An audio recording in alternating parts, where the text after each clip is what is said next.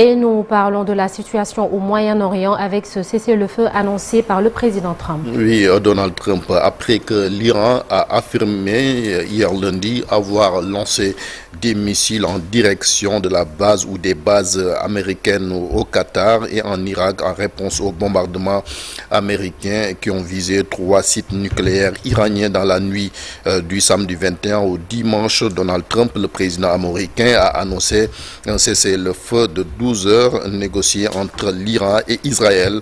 Au terme de celui-ci, la guerre devrait être terminée, assure le président américain Donald Trump, donc qui s'est exprimé hier soir.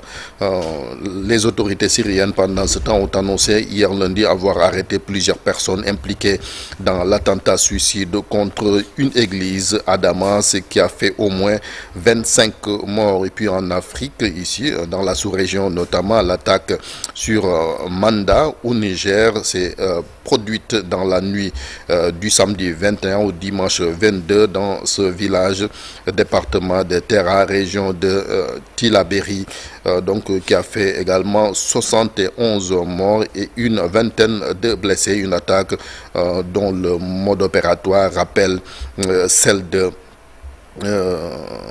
Fambita. Donc en mars 2021, les fidèles étaient réunis dans la mosquée à Manda pour écouter les prêches avant que le pire ne se produise dans cette localité. Nous parlons de la visite du président malien, le général Assimi Goïta, qui est présentement en Russie. Il a été reçu hier lundi au Kremlin par son homologue russe Vladimir Poutine. Il a été question du renforcement des liens entre les deux pays, la Russie et le Mali, son sénateur.